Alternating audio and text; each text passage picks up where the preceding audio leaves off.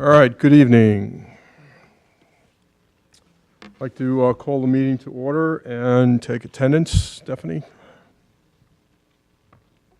Anthony Amato, Here. John Boniuto, Here. Alan Brown, Here. Gregory Cava, Michelle Gora, James Hirschfield, Here. Stephanie Kolnick here, Jennifer Pody, Lisa Roush, Michael Sinatra, Julie Stewart, Pete Tagley. All right, we've got quorum. Thank you. Okay, next on the agenda is an opportunity for the public to comment on agenda items. Seeing no one, we'll continue to proceed. Oh, wait, it looks like there's one public. Oh, I'm sorry.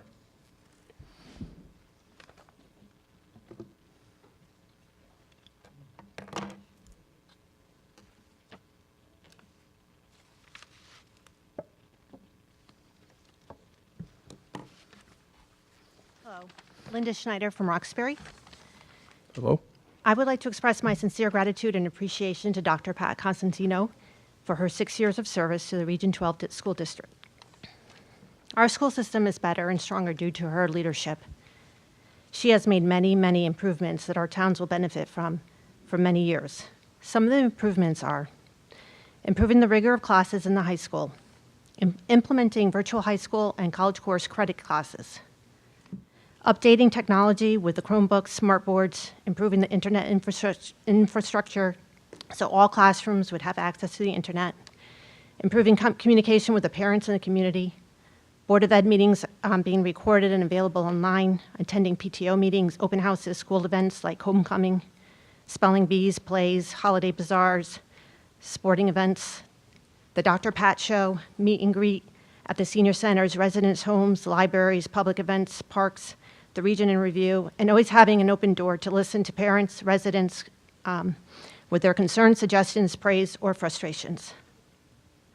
Updating the high school mall, making it a warm and inviting environment for the region, and of course, working tirelessly on getting the Ag STEM Academy program passed and approved by the community and the state.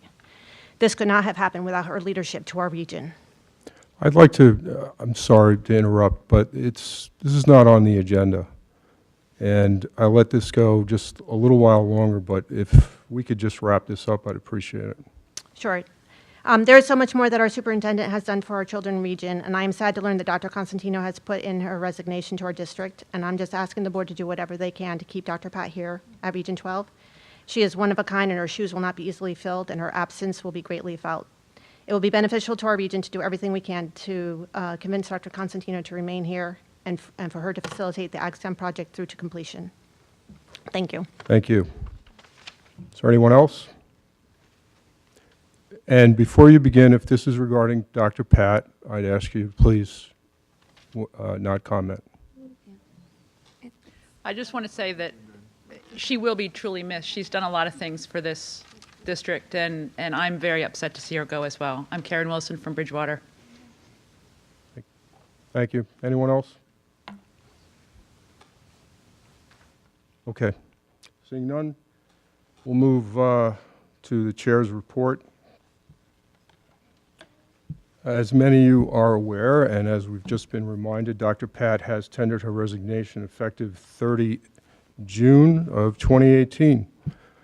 We'd like to thank Dr. Pat for 6 years of service and wish her well in her new endeavors. The search process for her successor is underway, and more will come as this process unfolds. We are forming a subcommittee, or a special committee rather, to review the tuition in program. The committee will be looking at the policies, procedures regarding this program, and it will be chaired by Jim Hirschfield. Anyone, board members who are interested in joining the committee, to please let me or Jim know. And thank you in advance to Michelle and Julie, who've already volunteered to participate. And that concludes the board's chair's report. Anthony, I'm sorry. Go ahead. If I may, with regard to Dr. Costantino's letter of resignation, she delivered a letter to us. I'd like to just make a motion that the board accept her letter of resignation. I second. All right, the motion, again, to add something to the agenda item requires 2/3 vote. Is there any discussion? I could reframe it as a motion to add this as an agenda item. It was in a line of what you were discussing, so I just thought I'd make a motion. Pete? Well, I guess can you all hear me?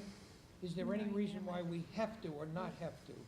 I mean, Look, we're starting, to the board, we're starting to head down into executive session area. So if we're going to have this discussion, we're going to conclude it in executive session. So either there's a motion on the table to add, Jim, what you said, to the agenda, yes or no? Add, I guess, an agenda item that the board accept Dr. Cosentino's letter of resignation. I Or think second? it's a decent thing to do. And it's also against the board's attorney's advice. Oh, really? So any questions on the motion on the floor? Michael?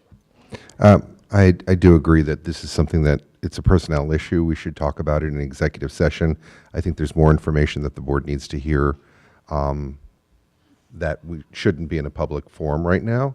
I understand the desire to do the right thing, but as far as I can see, the board has been nothing but positive about Dr. Cosentino as far as the fact that we wish her well. I don't know why we need to do more than that. I don't understand why we need to do more than what a typical board would do. So, Any other? All right, all those in favor, raise your hand. In favor We're of, voting on a motion to add an item to the agenda, and the item is for the board to accept Dr. Pat's resignation. can I ask a question? Go ahead. I guess I'm confused about why we need to add it to the agenda as a discussion. We've often had resignations sort of under the superintendent's report. A letter will be attached, and it's just a simple acceptance without a discussion. It's just acknowledging the receipt of the letter, which is not I actually thought the been made. chair, I'm sorry, I thought the chair acknowledged the receipt of a letter of resignation. I'll read it again. That she has tendered a resignation to the Okay. board. It's effective 30 June, and we just thanked her for her service. That's an acknowledgement. All right. If the letter were attached, I guess maybe we wouldn't need. Okay. I'm just trying to figure this out. Why it's an issue. Did you have something to add, Jim? 'Cause I'm Well, I confused. didn't mean to create an issue. I really didn't. I just thought it was a perfunctory matter that you would accept the letter of resignation. I didn't mean to create a personality issue. So the motion is on the floor. Again, John?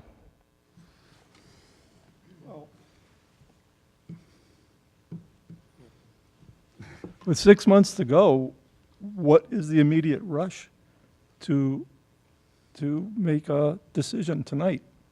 We're having a conversation that should be an executive committee. I'm going to ask the board members to refrain. Well, The maybe, motion on the floor is to add the suggested motion to the agenda. So unless there's a discussion around that, I'm going to continue with the vote, please. that's what I'm saying, but maybe we should make the decision after the executive session. Not to add it to the agenda. For next meeting. We could discuss it in an executive session. I'll withdraw my motion at this time. Somebody wants to withdraw their second. Withdraw the second? I guess. Okay. Let's continue on. Superintendent's report. Teresa, you're sitting in. If you would like, please. Thank you. It must be. Yes, Dr. Cosentino couldn't be with us this evening. I would like to start by first turning over the microphone to two students from Chippewa, from Student Council. They'd like to share things that are happening at the school. So now would be a great time, ladies. Hello, I'm Olivia Tavatz, And I'm Hannah Lasky. and we're co-presidents of the Student Council at Chippewa. All right, so Student Council's philosophy and style is to work out of the spotlight. This allows us to keep the focus on improving the climate of the school. We think that the state of the school is good, and we know that there are some changes coming, but we are excited for the opportunities it will bring. Some of the things we've been doing recently, we're students, so we study often, and we participate in sports, music, musicals, and plays, and a lot of extracurricular activities. We led the canned food drive this year before Thanksgiving, and we work quietly to help those in need throughout the year, just when things come up. We've also hosted 2 Spartan Nights this year, and Spartan Nights are a night where students get together in the gym and we play like sports and games as a group, and we have little teams, and it's like a fun competitive night. So far, we've done dodgeball and volleyball, and we will host more, including indoor soccer and a basketball tournament in March. We also have planned for the Holiday Bazaar, which is on Thursday, and we will use it as a fundraiser for our scholarship that we give out at the end of the year.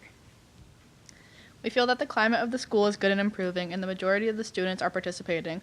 The school spirit is on the upswing. Students feel secure in this environment here and are so comfortable coming to the student council with an issue that pops up. Knowing that there is a positive relationship between the student council and the high school administration is what we love the most. Thank you. Thank you. Thank you. Thanks.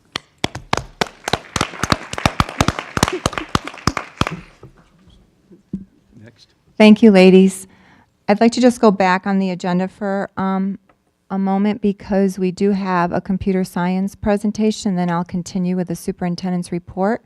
So Ms. Gambino and Mr. Spear and their students are going to share a nice presentation with you all. Hi, everybody. So I know some of you, probably half of you, so welcome to the new faces that I see around the table. I am Sheila Gambino, and I'm the instructional leader for Career and Technology Education. So we have a new class here at Chippewa, and it's called Exploring Computer Science.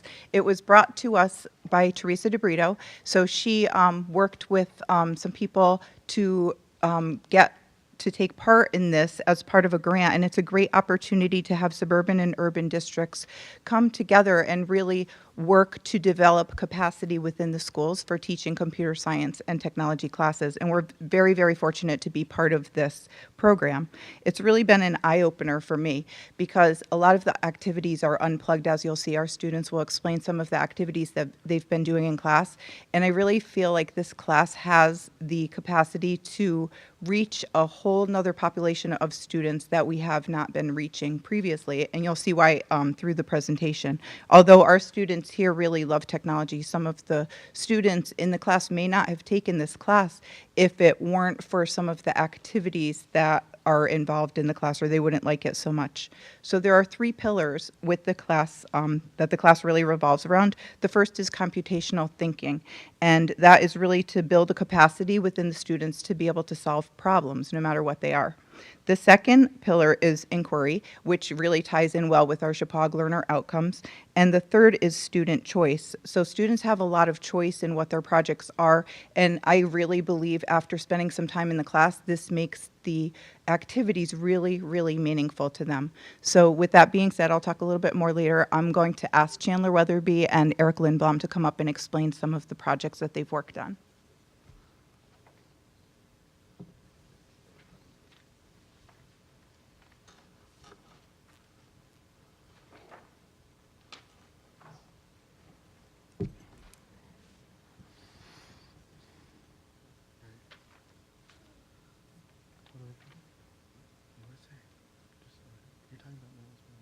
Okay. My name is Chandler Weatherby, and so in our class we are talking about minimal standing trees. It's an important concept because it shows us either the fastest or the shortest or the least expensive route to get to a certain area, which is really important in like telephone communications, as well as, for example, Amazon and how they ship to different areas. So it's really important to like understand that basic concept.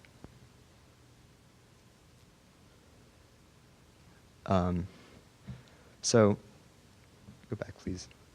So another thing we talked about was just equations that we can use to very quickly come up with answers. For example, there's a problem called the handshake and fence post problem, and you're given like a certain amount of people in a room, and you want to be able to find out how many handshakes you will have to do to shake everyone's hand.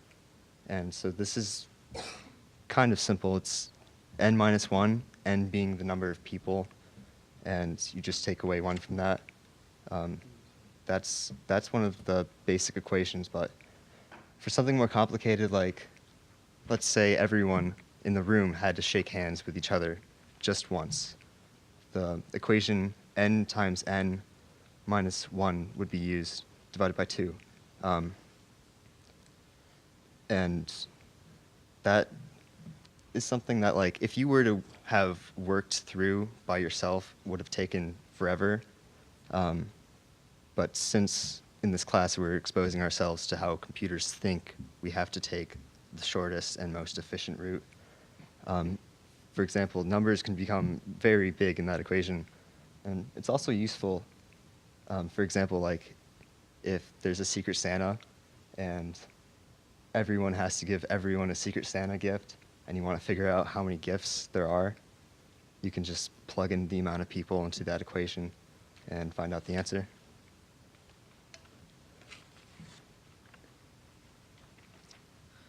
I'm Eric Lindblom. I'm a freshman in exploring computer science. And in our class, we're learning about different number systems that computers use.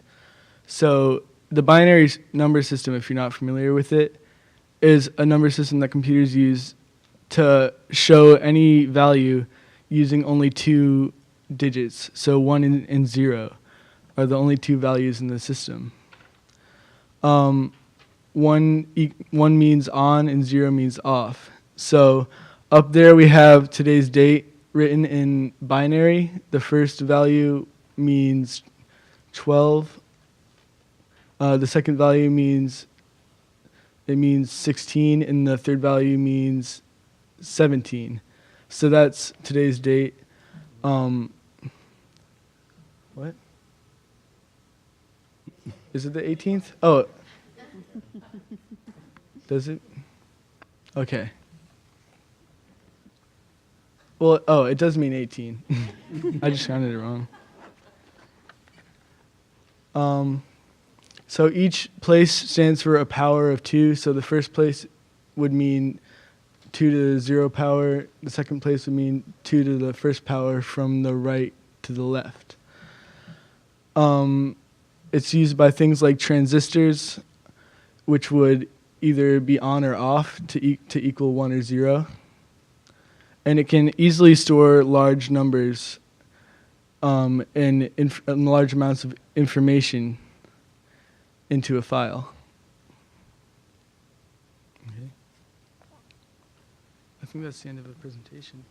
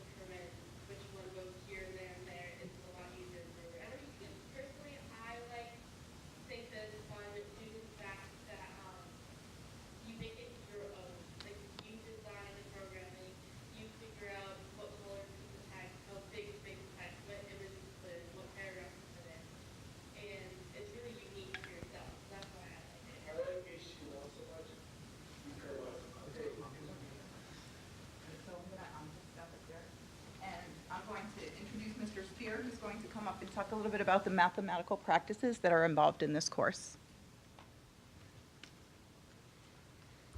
Good evening, John Spear, business, computer science, math teacher here at Chippewa Valley School. The topics that we cover in this course deal with everything from human-computer interaction, so we're looking at self-driving cars and artificial intelligence, to we spend a whole unit on problem solving, and moving into introduction to programming, HTML, which the students are currently working on, and eventually we finish with data analysis and robotics. So we focus a lot on the Common Core standards for mathematical practice, so things like making sense of problems and persevering while solving them. Critiquing the reasoning of others, using appropriate tools strategically. A lot of the software and a lot of the programs that we're using, help out with this. But overall, a lot of the math is Cartesian-based and geometrically XY coordinates, and we're moving things around. We're trying to get certain, programs to run iterative processes, so we repeat the same thing, but we move it over one line, then we repeat it again. Then we reflect it and we repeat it again in order to create, a flag of the, one flag that we choose from around the world. We also do a lot with identifying patterns, using mathematical algorithms to solve problems. So can you have two different algorithms that solve the same problem?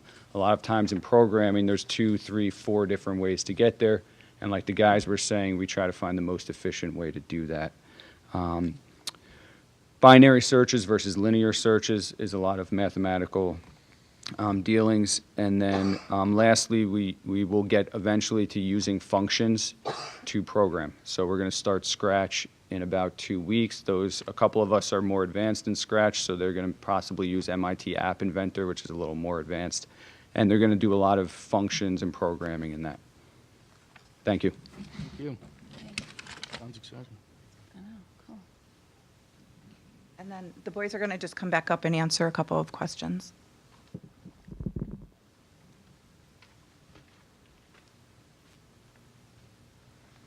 So, question that's really important to think about is why students should be taking computer science.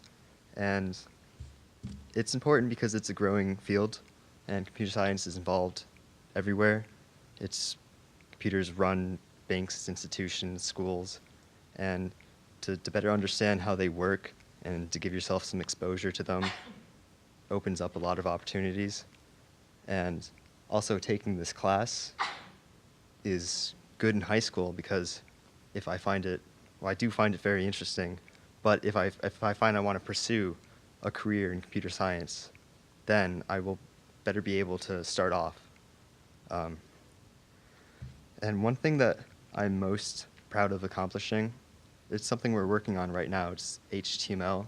We're designing our own websites. I have a poster here. You probably won't be able to see it that well because I write really small, but so we're creating our own website, and mine is about bears because I wanted something kind of interesting. So what I have here is I have a whole bunch of different pages, and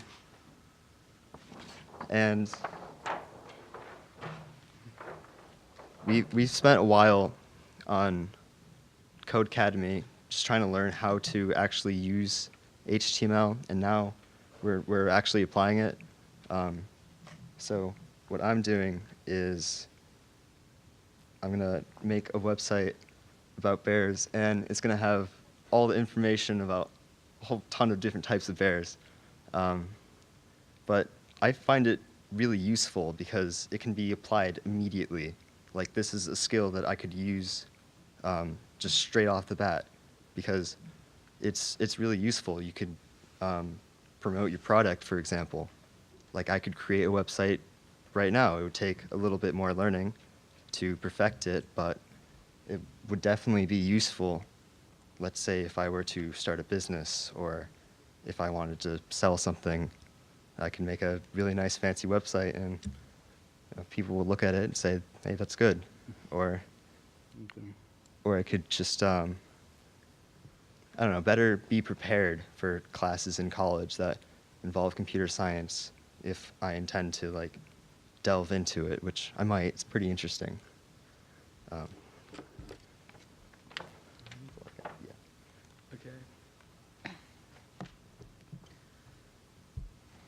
All right. So I'm going to talk about one of the reasons why I like the class so much, which is that like a lot of the time the reason you're using a computer is to like make something easier for you. So when you learn about like programming and like the ways that computers solve problems, you can make computers work the way that you want them to. Like you can accomplish like anything by programming to make the computers work in a specific way. I don't know. Another thing that I was proud of doing in the class was I programmed shapes to make virtual like cornrow patterns and bead patterns by having them like automatically repeat and rotate and dilate to make really cool patterns.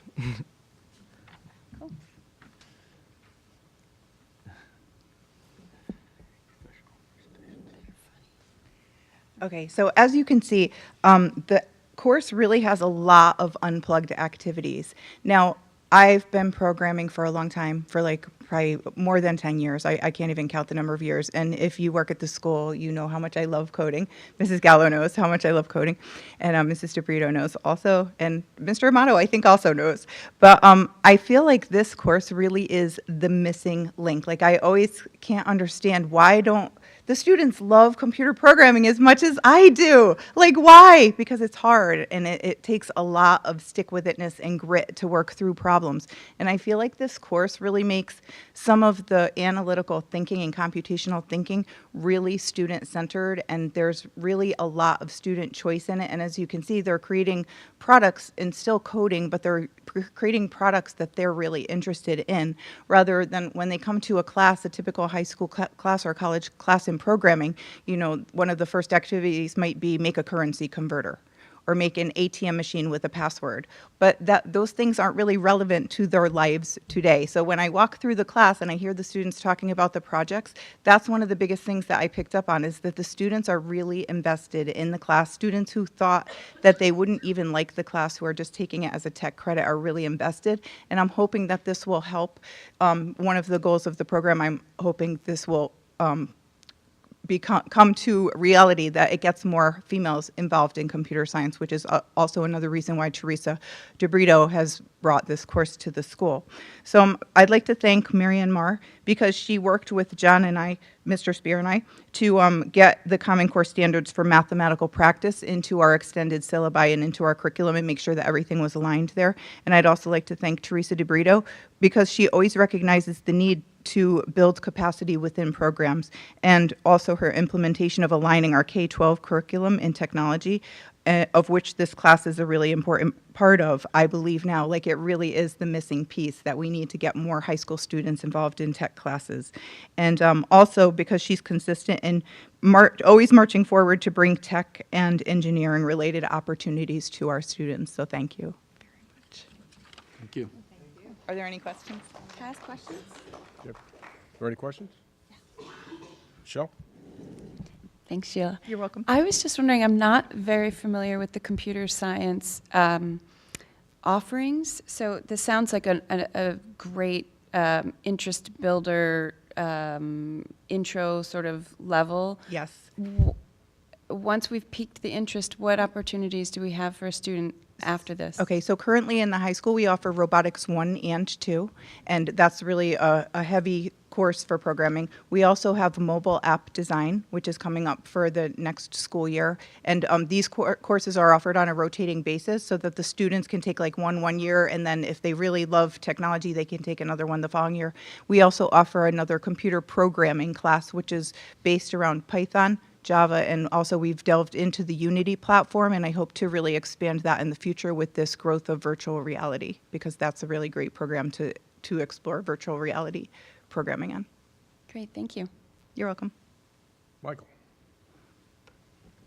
Just to expand on Michelle's question, how would a student who wants to get to the top level AP computer science, how would you see them progressing? You know, like, for example, Eric is a freshman, so what would you suggest to him if, if he wanted to keep progressing year by year? Right. Well, part of this program, there's also another course. I forgot the exact name of it, but it's something called like mobile something, which is an AP computer science course. So Mrs. DeBrito and I have been talking about possibly bringing that into the school for the following year. I'm not sure if that will happen with that course or another course, but I do believe that there is a lot of support to bring an AP computer science class to the school. Great. And the other question I had is, you mentioned how much math is often involved. And is this simply an elective that has math components to it? Or do you really see that for some juniors or seniors who want to take math yet don't want to go maybe the traditional route, that this might be another alternative that guidance would suggest to them? Right. So one thing I forgot to mention is that this class, we're also trying to build flexibility within our courses, and we have 3 courses next year that can be taken as one or another credit. So this particular course can be taken as a math credit or as a tech credit. Oh, great. And also wearable technology, which is being offered the second half of the semester. Sorry, I forgot to mention that. Wearable technology is programming with Arduino microcontrollers and, little components that you can sew circuits into your clothes on to make your clothes do things, or to, last year we made a GPS tracker, kind of piloting it after school, where a little meter on my desk would tell students like where I was in the building, which is sometimes a good thing and sometimes a bad thing. But, I didn't put things like restrooms on there or anything like that. I just, put like out in the field, coaching cross country or whatever. So the little component on my jacket could tell people where I was in the building. Also, Mr. Spear and I talked about developing a wearable piece, which we have watches and stuff that do this, but it would be fun to develop a piece where his runners could be tracked and he would receive a map of where they ran or where they stopped. So we thought that was like kind of a really cool way to get people interested in taking some of these classes too, when they see all the cool things that we could make. We also made a lie detector last year, which was scarily accurate. I promise I will not ever bring it back to school. Thank you. Okay, any other questions? Okay, thank you. That's great. Thank you. And Teresa, follow up. Thank you, everyone. I do want to add a little bit to the presentation, just with some background information, because you may not recall, it was last year at one of my presentations, I shared that we had received funding through this grant to participate in the pilot. So Ms. Gambino and Mr. Spear agreed to attend, because they have to go to trainings in the summer and on Saturdays during the school year. And they meet up with other teachers throughout the state. And this really was initiated through Trinity College. That's where the initial training evolved from. And it's really a part of a greater picture with K-12 computer science. So having brought Project Lead the Way to the elementary schools in line with next generation science standards, which are your science and engineering standards, it all aligns together. And so that's the exciting thing about what's happening. And there is an AP computer science course that we would love to bring to Chippewa, but in all honesty, we have to promote this course. The students who are in the course, I think, I don't want to say that Mr. Spear coerced them, but I think he used, some convincing tactics, and now they're really seeing the benefits of the course, but it's not like there was a line at the door to sign up. So it did take some doing on the school's part to recruit students. The guidance department, it was a collective effort, administration. So we're really excited that the students are in there and that they're actually seeing the value. So we're hoping that the word gets out. But we know it's an important field. It's a critical field. And no matter what anyone majors in, if you take computer programming, you can do anything. So it's not like you're going to lose out. And so we definitely want to promote the course. So I do thank you. And those students, they talk about their accomplishments in the course, but it was quite an accomplishment to come and present and talk in public. It's not the easiest thing to do. So I do want to commend them for that as well. So thank you. Okay. Continuing with the agenda. Okay, so continuing with the agenda. Under the superintendent's report, personnel, we do have an appointment, Cheryl Caradad, who is a secretary for guidance at Chippewa. So we welcome her. Congratulations. We're excited for the new hire. And we do have sad news, another resignation This one is from Mr. Raposo, music teacher at Chippewa, and it is effective January 9th. So we wish him well. A loss to the district as well. Jim? Do you know if there's any, where the progress, is the person going to be replaced? Oh, we're working diligently. We just got this information, so Mrs. Gallo is all over already sending out to other colleagues and, you know, just the news that there's a vacancy, and we're hoping to fill it as quickly as possible with another fantastic candidate. That's our hope. All right, thank you. Thank you. We are appreciative that he has stayed on to see the concerts and be here during the concerts in the evening. So we appreciate that. I'll continue next on the agenda. It's just an update on the district professional goals. So I do have a handout for you. We're not going to go over every single goal, but there are some that I can such some highlights for you. I was asked to just do periodic updates, so that's what I'd like to do this evening. The first focus area is next-gen science standards. So I do have a handout.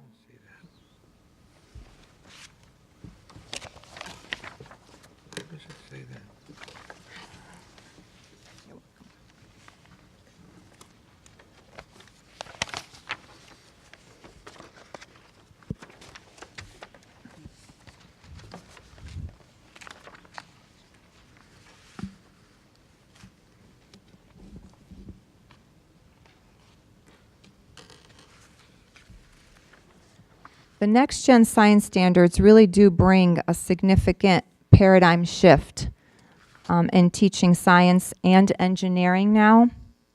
And what I put together for you are some key aspects of the 3 dimensions. All of the science standard writers refer to NGSS as being 3-dimensional, and that is because it embeds 3 specific dimensions: science and engineering practices, which you have on the top sheet highlighted in blue.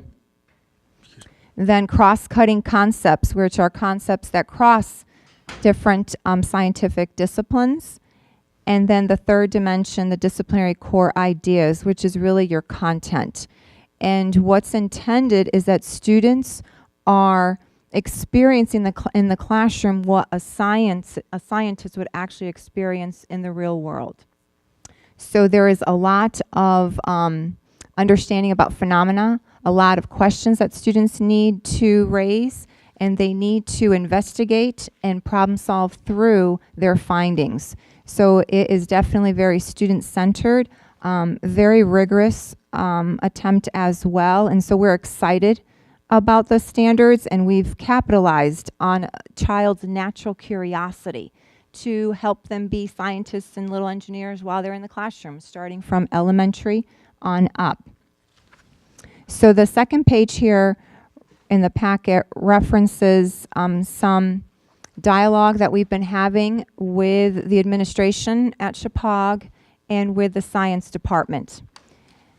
In particular, the research that we've been doing and us becoming a STEM academy, we are going to shift the sequence of the courses, and we are going to offer physics to all grade 9 students. And the progression will be physics, chemistry, and biology. And there is real scientific understanding that builds a student's capacity to succeed in science if they take physics as freshmen.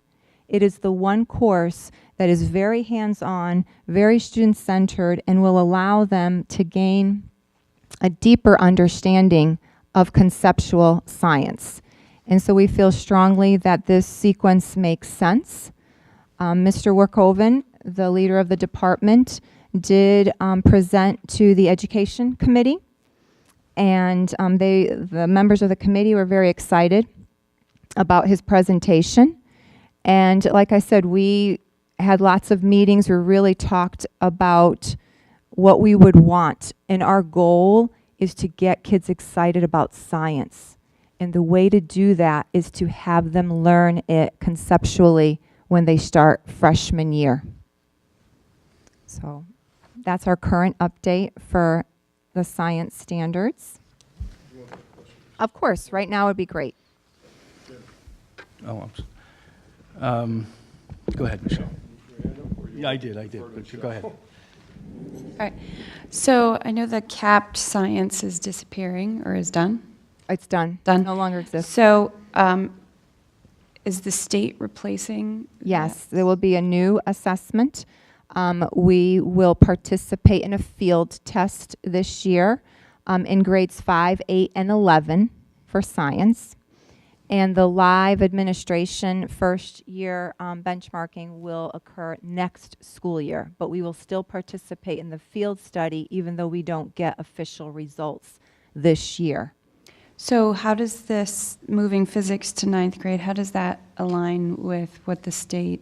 So the assessment will be on physical science, life science, and earth and space. So we will meet the requirements for that assessment in the 3 years. What's exciting about this pathway is that once students take physics, then chemistry, junior year, those students who are ready can go automatically into AP biology.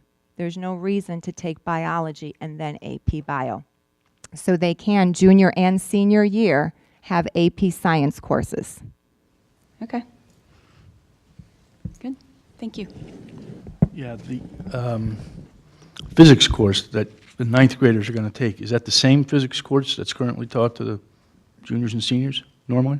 Right. Same course? Right. The only difference is that the course that we had before was not NGSS aligned because we do have components of earth and space when it's appropriate to infuse them in that particular course. And we right now do have that happening with our current 9th graders.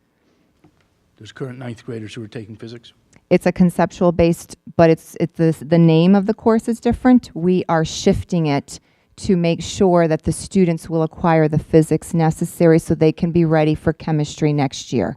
Right, So that decision was made early enough for us to do that. But this plan that you're talking about, this next generation science standards. Correct. Is teaching the current physics course to 9th graders. Right, that's an internal decision. Okay. Yes. Thank you.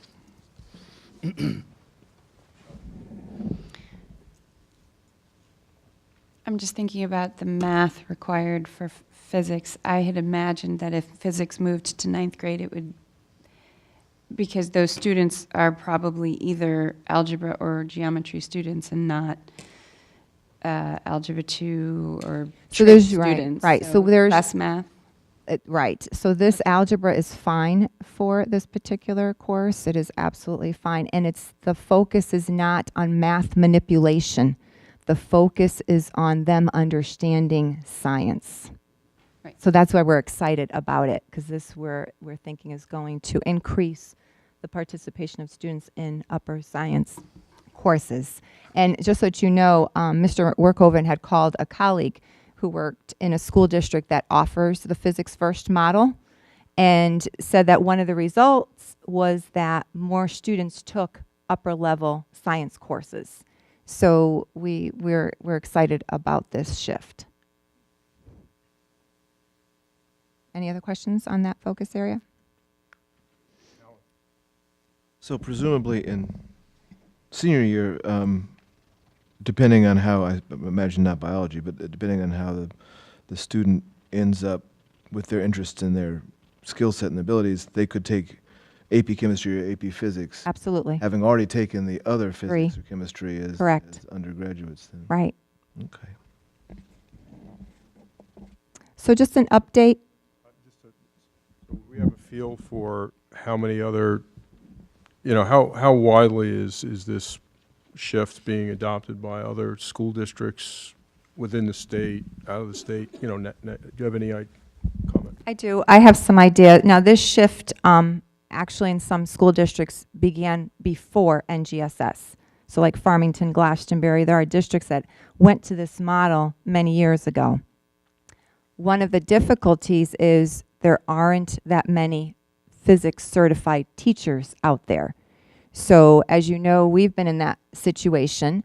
We would like to hire a physics teacher. We still have that placeholder, so we're hoping to do that search and hire a physics teacher. But there are private schools like Westminster, there are other schools that have already implemented this model even before Next Gen Science. Yeah, does this mean you're going to be having a substantially much larger number of students taking physics as a result of this because you're bringing it in at the 9th grade level? Oh, absolutely. And so and it seemed like to me that the biggest impediment you had to getting a physics teacher and keeping one here is the fact that you had so few physics classes because of the number of students. So you may have, hopefully you will have solved that problem, since they'll be able to be offering physics at various levels, but you're going to have probably someone teaching nothing but physics. Right, so we're very hopeful, especially with the news of the STEM Academy, that we'll have more applicants. That's our hope. Okay, great, thank you. Okay, so the next focus here, just a quick update. Focus 2, student achievement and standardized testing results. Just wanted you to know that meetings begin with teachers right away. Each individual principal meets with teachers looking at specific student results. So, for example, the incoming 6th graders for this year, we were able to meet with a 6th grade teacher so that the teacher could see how the students did in 5th grade. There is a comprehensive assessment that the 5th graders take at the end of the year for math in particular. And all of those individual student actual tests were shared with this year's 6th grade teacher because we are wanting to make sure that any identified gaps are addressed right away. So all of those meetings happen regularly, and then we'll have more specific data points as the year progresses, but just wanted you to know that that one is, ongoing. Another focus, student attendance. Schools are closely monitoring student attendance. As you know, the state goal is that less than 5% of the students miss more than 10% of the school year. And we already have students flagged who have already missed quite a bit of days that on this trajectory, they're going to be over that 90% of attendance. So we do have outreach to families, and more information is going to come regarding that. But like I said, there are quite a few students that we've flagged that are not coming to school on a regular basis. Teresa? Yes. What is the ramification if you're over, for the district or for the student? Well, for the district, it's part of the accountability report. So the state has the criteria. We don't earn the points that are there if we meet the criteria. And for the student, the implications are they're falling behind on their learning. And when it becomes a pattern, they do it year after year, it catches up to them real quick, I should say, especially as they get older. Okay, thank you. I just wanted to say that I've heard of districts who are also really working on this, really trying to be creative in incentivizing attendance and having classrooms keep track of attendance and earning, some kind of prize, whether it's, a pizza lunch for the best attendance that month or things. I don't know, are the issues we're having more at the elementary or the secondary level, or is it? It's severe. It's more severe at the secondary level. Really, at the upper level? Yeah. That's harder to do that. Well, anyway, I guess I think a lot of districts are really working on this and are trying to be creative, and working with the students. Not just, because obviously there's a parent issue, but if the students feel some sort of ownership of tracking that somehow. Maybe there's some other ideas. They are. They work with the guidance department. They're really trying, because as a student gets older, it's hard for it to be a parent issue because they're kind of making some of those decisions. But we definitely are trying really hard. Thank you. Thank you. Another goal to highlight: physical fitness results. As you recall, push-ups we're the weakest area, and we've been having some plank challenges throughout the schools, and they're not easy to do. I mean, you know, I'm not sure if you can. I heard that the principals at the elementary school could which plank can you do for like 2 minutes without falling on the floor, right? So they're making it fun because they're all involved with the kids. So we commend them for that, and I think you're going to see significant improvement in this year's results. So thank you to the PE teachers as well. Another focus area in regard to grit. So that came through the survey, the parent survey and the staff survey about students and their perseverance in getting through the work that's in front of them. So there are lots of resources that have been shared. I had put together a Schoology group for all the administrators that had lots of resources, and they've used Angela Duckworth's work to try to make improvements, and they're reaching out to families so that families also understand that this is happening. I do want to share something fun with you called WHOOP. I'll explain in a second. It's from the Character Lab of Dr. Duckworth's work.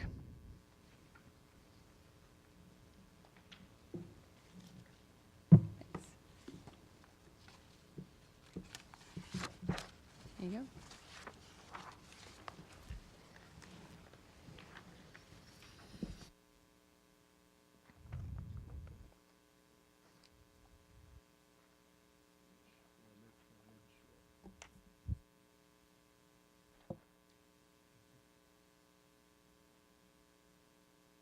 You might find that this is something that might be useful to you or someone that you know, but there are specific activities that the students do, and WHOOP stands for Student Making a Wish. So why is this particular wish important to that student? And then O is for the outcome. So what would be the best result? If the best outcome happens, you know, how will the student feel? What does that look like? And then the next O is for an obstacle. So the student has to reflect on what's the main obstacle to achieving their wish. And then P is for a plan.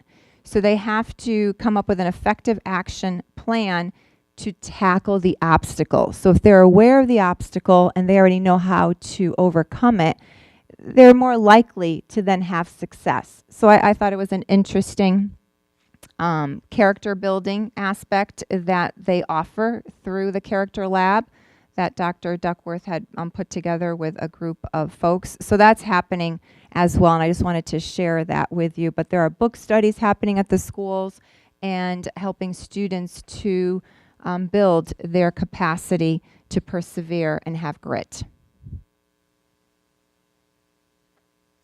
Any questions on that one? No? Okay. Another area, just to highlight, communication and marketing. Wanted to share, Linda McMahon had come back from a PD in October. And she was able to, along with the art department, go to an ed camp at Wamogo. It was a regional opportunity for art departments.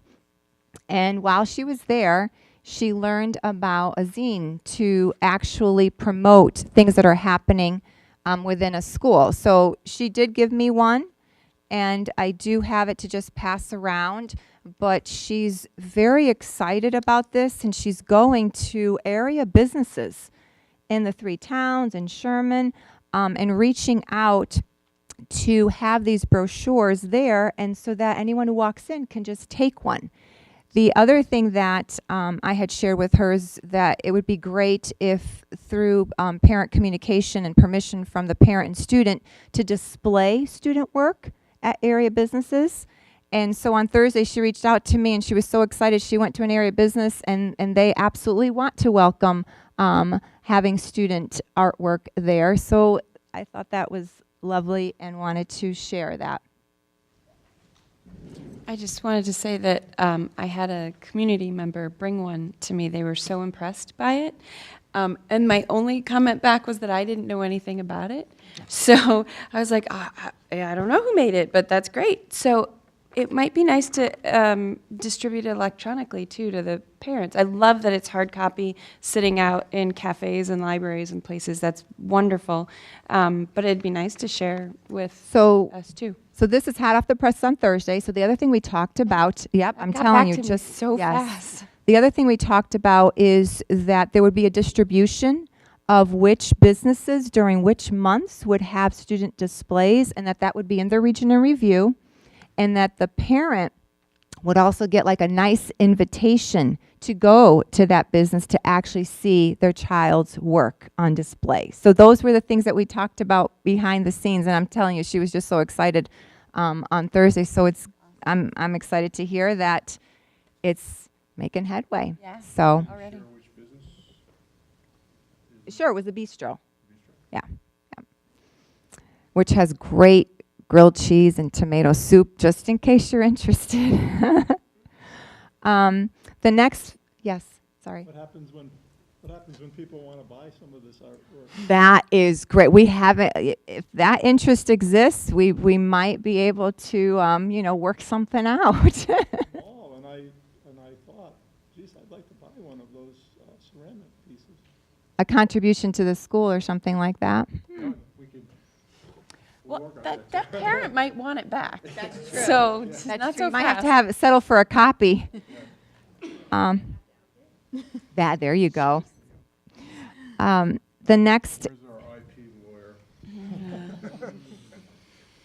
The next area, just to quickly highlight, to manage the AgSTEM implementation. So we are on schedule. As you know, we did submit the equipment grant, and it was approved. And the building committee meets like every other week. So we're really on the move with making sure that we are on schedule. So wanted to just share that. And finally, the last piece I want to talk about within STEM is that we will be adding AP statistics to course selections this coming school year. So we had talked about that a year ago, that was a goal. And so we are doing that as well. And another piece with, that's the work we're doing through the Education Committee. But in regard to humanities, also a goal through the Education Committee is that we will be offering AP Language and Comp next year to juniors. That is a new course. And AP Lit will be offered as a dual course with the UConn Early College Experience credit to 12th graders. So lots of exciting things happening. These are live classrooms. Yes, Kay Eddy is going to the AP Language and Comp training at Taft School this summer. So, yeah, we're excited. Any questions? Just for the AP stats, does that require a specific certification? Math. Oh. Math is easy. It's a So much science that's easier the than toughest. The science. science are the silos. They're only allowed to teach just that one area of science. Yeah, it's created some significant struggles for states that have these different certifications, because the intent of NGSS is that students learn science in the integrated mode where it really does exist. It's not like it's isolated. I know a student who thought only to strictly take, life science courses, bioanatomy, decided to become a physical therapist, now is taking all kinds of physics courses because physics is what impacts your body, right? What's happening with your muscles as you're moving, as you're athletic out on the field or whatever sport you do. So it really, in real life, they're not in silos, but that's our situation. What's the prerequisite for AP Stats? They need Algebra 2? Right.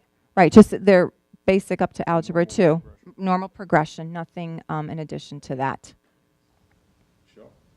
Just sort of a side comment. I was at the State Relations Committee meeting last week, and we were talking about some things that are specific to small schools, and maybe the certification requirements for science sounds, especially for small schools, could be something that's pretty limiting. So that could be something that we could talk about as small districts, sort of lobbying for some relief of that strict. I mean, I don't know, is it the schools or is it the state? That's state. It's just the state. That's the state. All right. Yeah. Well, So maybe we could loosen that somehow. Teacher certification. Mhm. I could, for what it's worth, there are like CBIA and some of the other, I'll say, groups that represent the educational industry. So CBIA is partnered with them, and at our last board meeting, we were talking about an agenda for CBIA for going into the next calendar year, and that actually was an item that was suggested as part of our agenda to start to connect the economy and what's driving the Connecticut economy needs with the quality of the education, and specifically it was an effort to, I don't want to say relax, but to make it easier to become a certified teacher in the state of Connecticut versus Massachusetts versus Rhode Island versus New York, which by all accounts, all three states, it is easier to teach than it is in the state of Connecticut. So I was encouraged by that, and I certainly encouraged CBIA board members to at least to throw our support in behind that, and it's important. It's a process. It's a long process, but I think it's an important one. So that's it. Any other questions, Michael? Actually, just a statement. I mean, I think we're constantly looking at our small size as a limiting factor, and specifically in the case of some innovative curricular changes like Physics First, our small size is what's allowing us to do this. There are many large schools in Connecticut, very competitive schools that would love to do it, but because of the certification requirements and the fact that they can't get that number of physics teachers, whereas a small school like Chippewa can, I think that's going to be a real selling point, and I think a real attraction to students in terms of our robust and innovative science and math program. So, Would agree. Anything else? All right, before we move into actions, we need to circle back on a housekeeping item here. I skipped over the consent agenda. Are there any comments, questions? Hearing none, the consent agenda passes. Thank you. So we'll go back to the action items. Number one is the consideration of Boardwalk Media.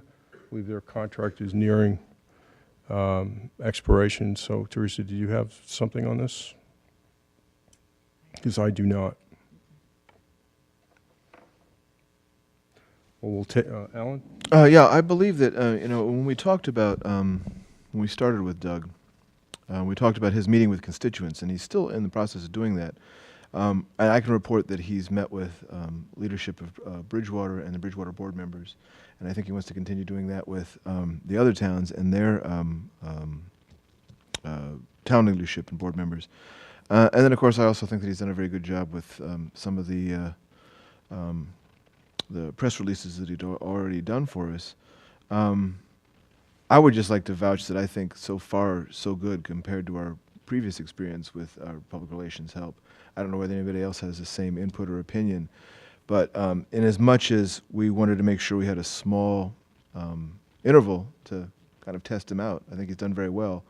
And I would be pleased to extend his contract if that's a consideration that we're either making now or if we need to table it. And since it expires January 31st, we want to table it and talk about it, make sure perhaps have more collateral or more material, more information, and talk about it in one of our January meetings. Maybe have him come and talk about what he's done so far. But I think just based on my experience with him so far, it's been great to have someone really attuned to our needs, which is working out better than previous situations. Yeah, I think since his contract is expiring in January, at the end of January, I think the first board meeting in January, we need to revisit this, and we do need a little bit more information, like, again, a reminder of if we renew him for another, I think, 6 months, which was the first one, what does that cost? A little bit more specifics. But I would like to hear from him as to what he's thinking, what he thinks he's accomplished, et cetera. But since we're on topic, I think if anybody else has any comments, observations, thoughts about Doug and his work to date, I would certainly think the board would like to hear that. Jim? I've known Doug, well, many of us have, but Doug has been writing in Litchfield County for many years, as we know, and he knows the county, and he's interested in the people, and he does his work, and his writing shows it. So I think it's good for the district. Anybody else? John?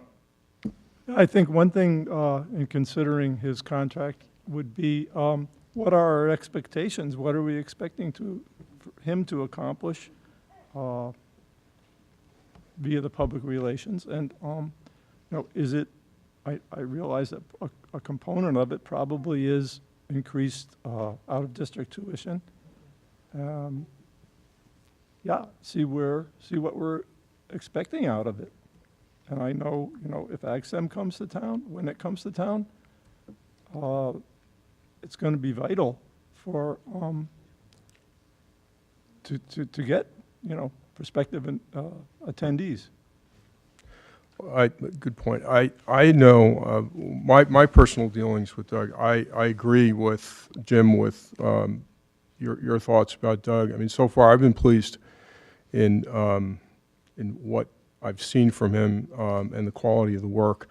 I do know, for example, he met with the president of the Washington Scholarship Fund in an effort to understand their needs, because the president of the Scholarship Fund was expressing a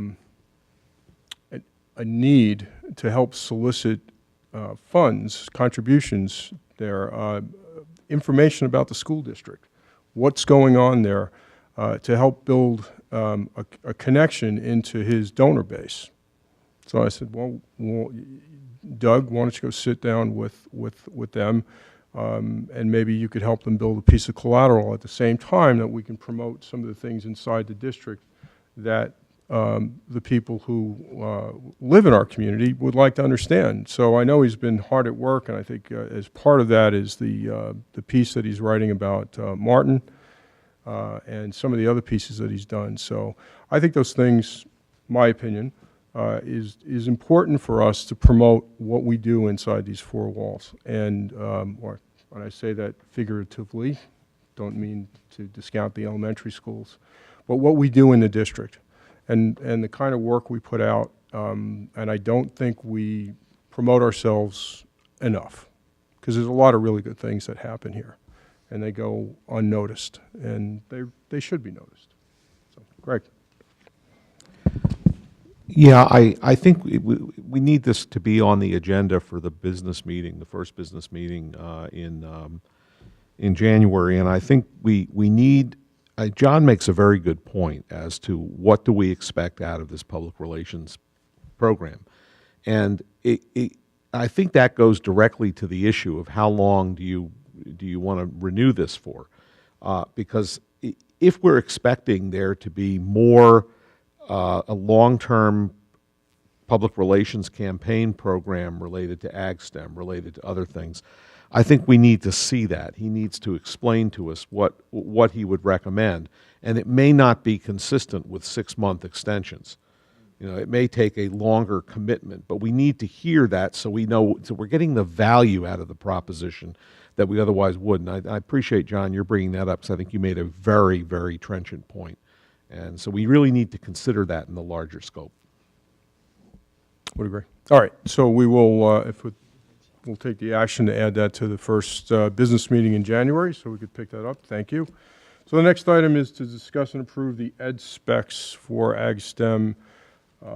Teresa, is this you or Greg? Greg?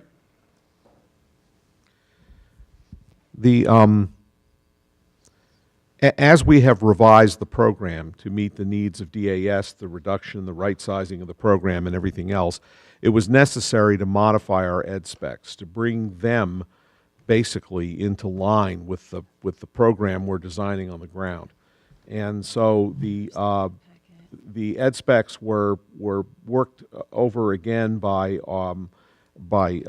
Teresa and Kim and others, and our architects, and we have produced these amended ed specs. I think you have attached to your materials both a marked draft and a unmarked draft. Some people like reading one that shows changes. Some people like reading one that's clean. But the bottom line is, if you want to know what the bottom line changes are, we added a one-page executive summary toward the beginning that goes into this. It's funny. I initially had thought we had expanded the size of the school, but in fact, we've actually shrunk it from the last set of plans we sent to DAS. It's actually 3,500 square feet smaller. 3,780 square feet smaller than the last set of DAS plans. And so this gives you a general idea of what we've done to separate the shops into multiple shops, to have more multifunction spaces, and to combine the three buildings into one, which was different than the original ed specs, but not different than the last plan we presented to DAS. So we'd like you to approve these ed specs so they can be sent on to the state, DAS, and we can get this. I'd like to have these in front of them so we can have a discussion with them the next time we meet with them at the end of the design development stage of documents, which is probably coming up in the early part of the year. Jim? I move we approve the ed specs as presented by the building committee. Oh, second. No, thank you. Any questions? Well, could I just clarify that these are not being presented by the building committee? I made the report because I had a chance to look at these, but they're really being proposed by more than the building committee is executing a building project. These ed specs are presented by our administration, as the original ones were. All right, then I amend my motion that the board approve the ed specs as presented to us at tonight's meeting. Second. Thank you. Any questions? Michelle? Greg, just for clarification, because I might be remembering this differently. I thought the square footage, because it was DAS that kept asking for it to get smaller and smaller, and so I thought that the smallest square footage that we had was presented to DAS, but that they were, which was one step ahead of what had, or beyond what had been turned into the bonding commission, so what was on the list. So we're actually, I thought we're still less than what was approved by the state, but we are actually above what was last approved, or last presented to DAS. Well, there was a and it was at a meeting that I wasn't at, so maybe others can enlighten us more if anybody was here at that meeting. But there was a checklist that was provided, a schematic design review checklist, which was early in the well, I was with the schematic design level, and that checklist had reduced the size of the footprint to 50,298 feet. But the last set of plans that we actually produced for DAS had it at actually 56,305 square feet. So there were several things that went in. We originally had a plan. We originally had it on the list, the priority list. The 2017 priority list has it in at 66,480 square feet. And then we had the checklist. We had reduced it. Then we had the checklist. We hoped to get it to 5298. That didn't work.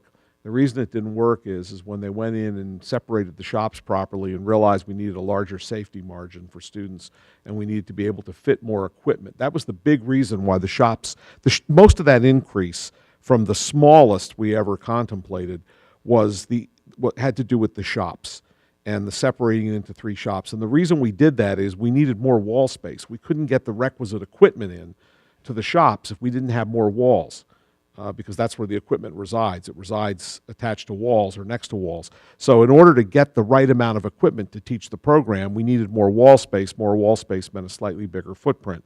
And since it was broken into 3 shops, that actually gave us more wall space, but not quite enough.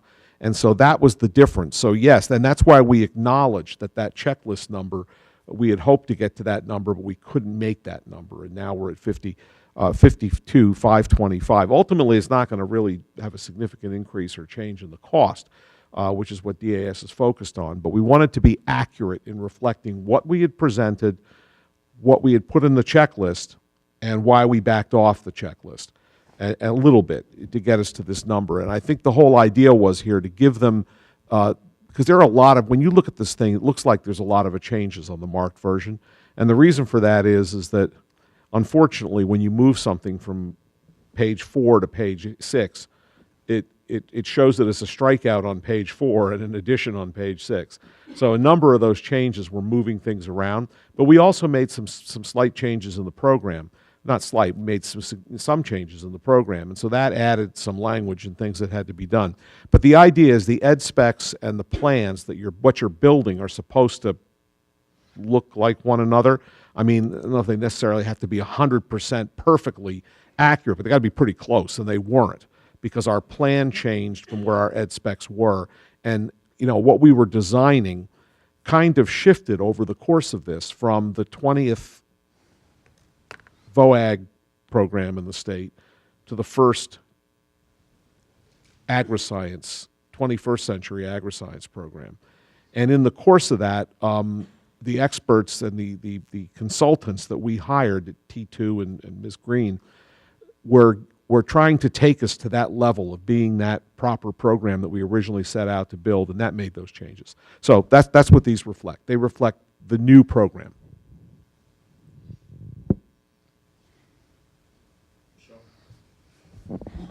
Thanks, Greg. And I don't, the changes make a lot of sense to me, and I don't anticipate there being problems. Is this just a formality, or does DAS need to sign off on this?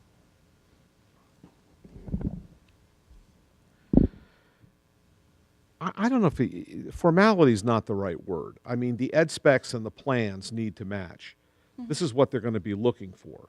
And my guess is that this will be appropriate. I mean, it is a slightly different program than where we started, and it's also a smaller program because of what DAS asked for.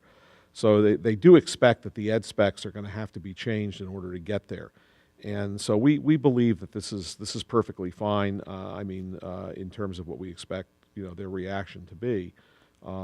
Because it's still well within what we originally looked at, and what was on the priority list that pushed through the system. So we think we're in the right place.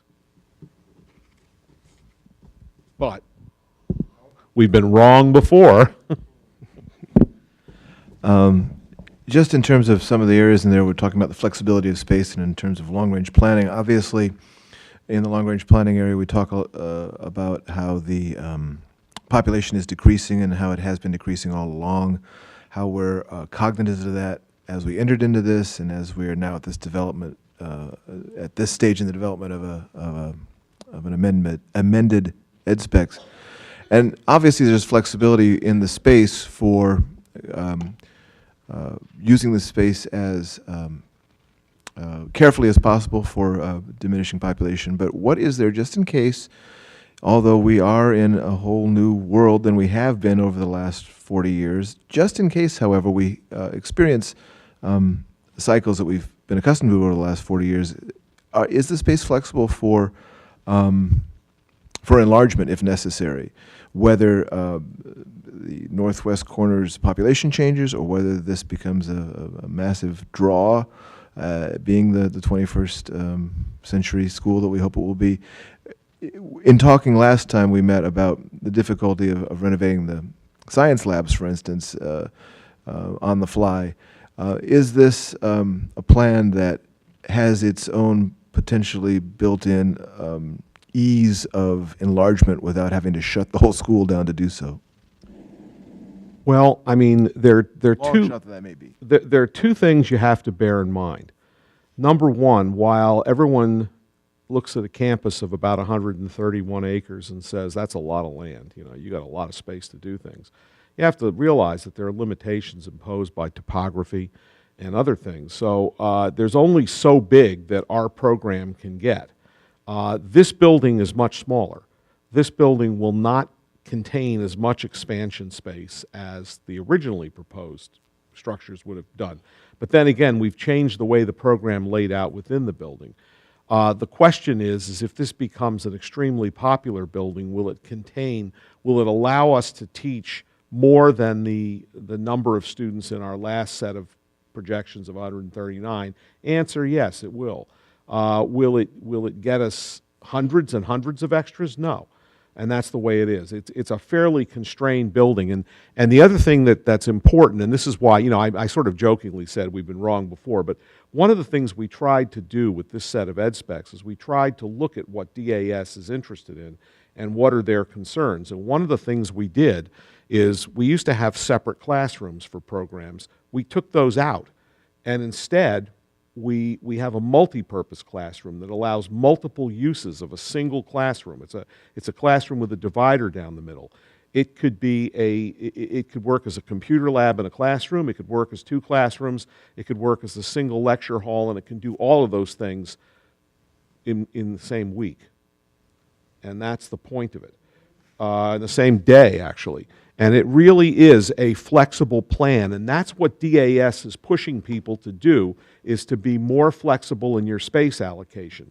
And so that's why we believe this is a strong plan. It's a stronger plan, but the fact of the matter is they've seen the plans. They know the direction we're heading in. They're happy with the direction we're heading in. All we're really doing with the ed specs is we're basically conforming them to the plan we're at now. And that's the point of these, because we want the ed specs and the plan to be the same. So I don't expect this to be an issue or controversial, because what we're trying to do is to bring them within the plans that they've already seen and already been happy with the direction those plans have taken. Greg, just a clarification. Yeah. When you said the way the building or the classrooms are being constructed or designed so that they have sort of multi-use, multi-purpose on the fly, sounds great. But it's still, if I understood it right, that the Ag STEM facility is still restricted for Ag STEM classes, right? Yes. So you're not talking about using those classes to teach traditional high school courses? No. Just I see you nodding. So the box is still there, right? But we're just being very smart about how we can go in and out of that space. Okay. Well, yeah, but instead of having, for example, a separate classroom for plant science and no, I got it. I got it. I just want to make sure. But you're we right. all This is understand. not so flexible that it accommodates non-Ag STEM classes. No, you have to have a dividing line, and these are definitely all Ag STEM classes. But it allows us to teach them with a better, more efficient use of space. Clear. Michelle. I think the ed specs look great, and I commend everyone who worked on them to become to be creative and flexible.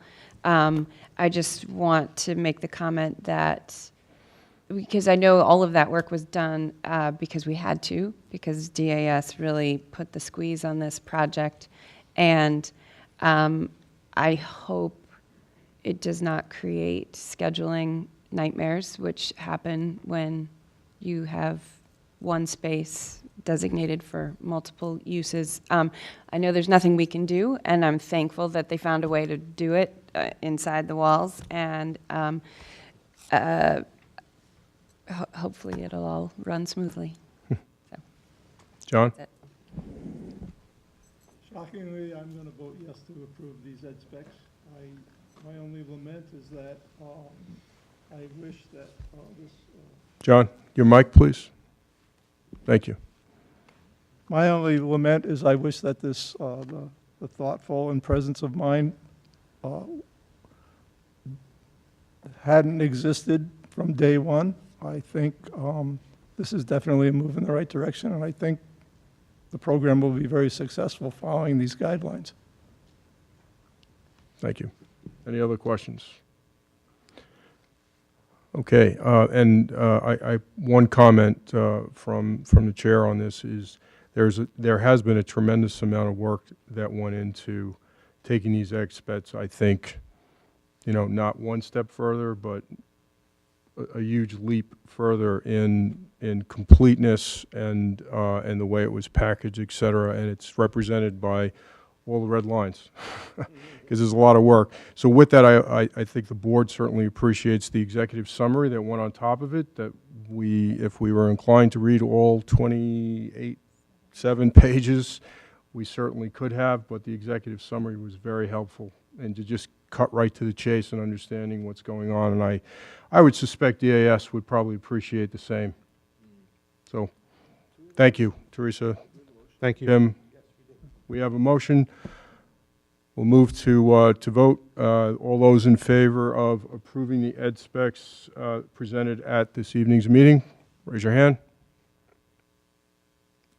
All those opposed? All those abstain?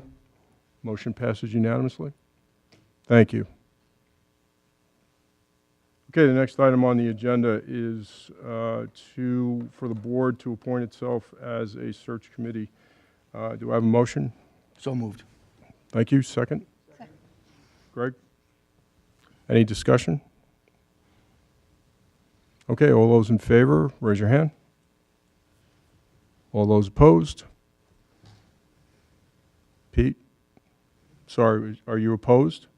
No. Or for? Thank you. Okay. All those abstain? Jim? Sorry. No, I'm ahead of you. Go ahead. Thought you were through. It's on to the next one. Motion passes unanimously. Oh, I was trying to figure out which side of the fence Pete was on, but it's clear. Motion passes unanimously for the board to appoint itself, its members as the Board of Education, present itself as the Superintendent Search Committee. Do I have a motion to go to executive session? So moved. Thank you. This is for discuss personnel matter. Yes. So moved. Do we need to vote, or? Yes, you do. Yeah. Oh, we have to, okay. All those. We moved. All those in favor? Aye. Aye? Aye. All those against? All those opposed? Motion passes. 8:30. We will, room 24, I think, is open for us. Okay. Thank you.